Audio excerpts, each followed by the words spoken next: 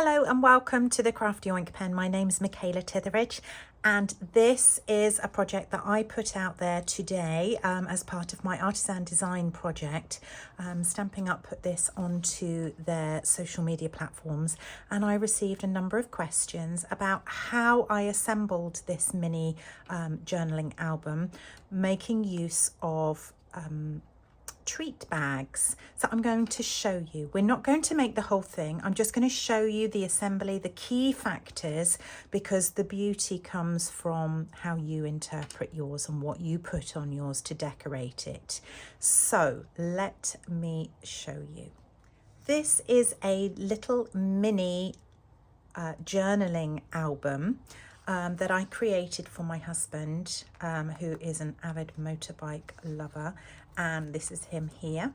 And this shows how I used the little treat bags that we've got as part of my pocket pages, and then I added further pages using cardstock that you can then have as opening pockets in a different way. But I had a number of questions saying that my photos didn't quite make it clear, so I wanted to come up with something that made it much clearer for you. So I'm going to share a few of the elements just to help you really. So these are the little treat bags that we've now got, but even if you didn't have these particular ones, I'm sure you could find another treat bag. So I'll avoid mentioning necessarily any measurements, but if you were to use these ones, what you want to do for every kind of double page, you want to use 2 treat bags. So I'm going to pop this treat bag into my paper trimmer, and I'm butting it up against the side here, which is 6 inches at the side. Now the measurement doesn't necessarily matter. What I'm wanting is the measurement down from the top here to be the same of a score line that I do on both pieces. So if I score there, I know that now if I put this second one in and butt it up to the end and do the same score, they're both going to fold over at the same point. Okay, I didn't quite press hard enough on that. You don't want to go too mad, but you also need to make sure that there we go, that it is scored. So then I can use my bone folder to just give that a gentle press. And likewise with this one.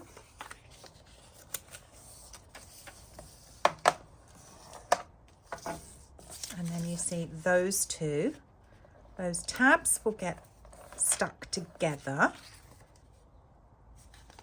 And that then forms the basis of your pocket. Now the next thing you also want to do is literally take off a hair's whisker from the end, like so, of each pocket. So I'm just lining this up with the edge of that sort of dark grey piece, the opposite side, just as I've got something that I can sort of measure my hair's whisker by.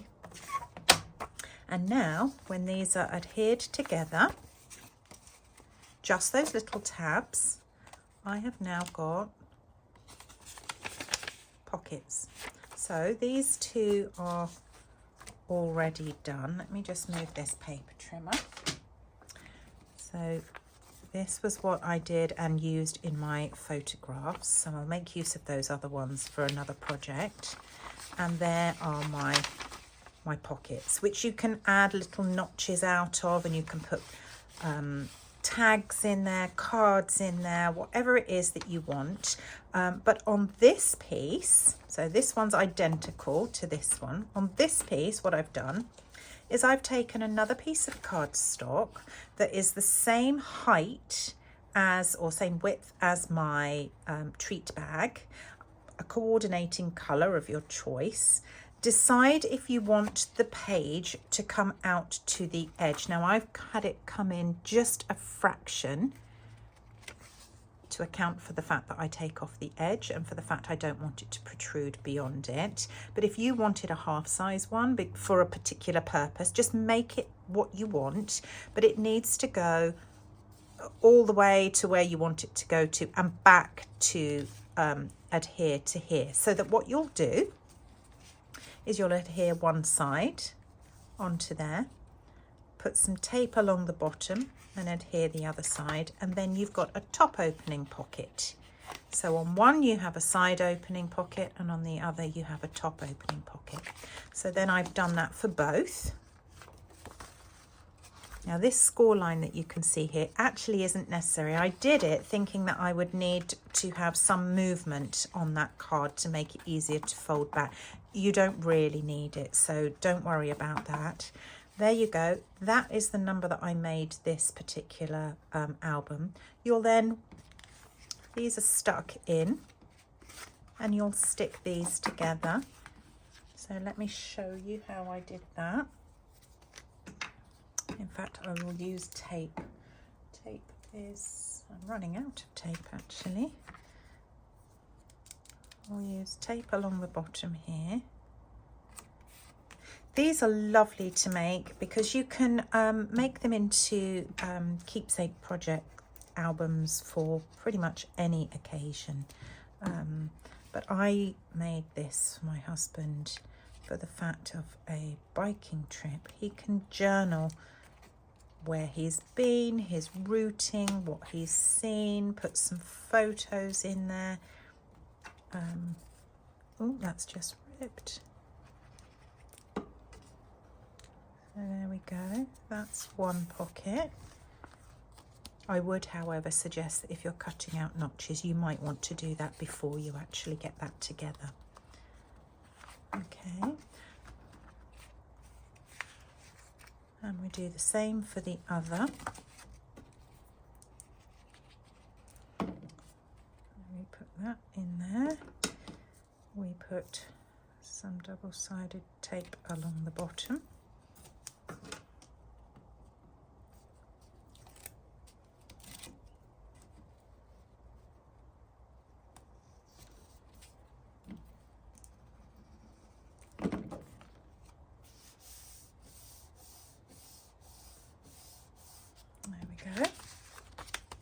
And then you're going to adhere these together. Now I've come in just a fraction from the edge. It just allows for kind of expansion. When you start filling these and they start bulking out, it helps give for a little bit of expansion. So there we are. That tape is just on that solid line there. So it's just in. And then I will marry those two up, like so, and that is the basis of my little album. Now you can put, as I did, a front cover and a back cover. Now the way I did mine was I basically cut, you can see there, the full width and a little bit more. So it's the full width of this and just a little bit more so it overhangs. This front panel, to make it look like it's corrugated, I cut lots of thin strips and adhered it onto a darker colour base. That just gave the illusion of a corrugated background there. Now this side, the spine, I've tried to make it kind of like a faux leather. And the way I've done that is I've taken my piece of cardstock in the colour that I want. This is just standard cardstock by Stampin' Up. Cut it to the height that you want it. This isn't cut to the height, but that doesn't matter for the purpose of showing you. I'm going to take a spritzer. I'm being careful not to get it on my other project. I'm just going to give it a few spritz on each side. Let's just put that on there. And then I'm going to quite literally screw it up. So it literally, screw it up as much as you want, as tight as you like. And then when you unfold it, it keeps all those lovely wrinkles and crinkles. You can add a few more if you feel that an area hasn't quite taken enough. And then kind of straighten it out, flatten it a little bit, and just leave it to dry. Once that's dried, it will look like so. And that is what I made use of on the spine to hold all this together. So if I had a front cover there, that would sit like so to hold all that together.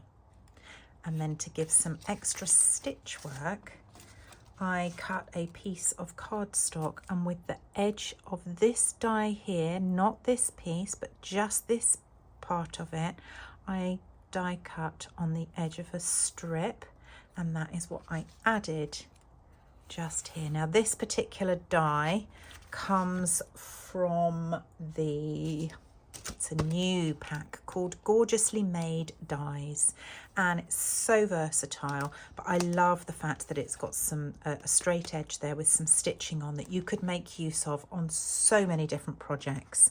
And that is how I did the faux leather look down the side with the additional stitching there. And there is the little pockets, and you can see the leather accents throughout, but your side pockets and your top pockets. And there you have it. That is how I've used little treat bags to make a mini journaling album.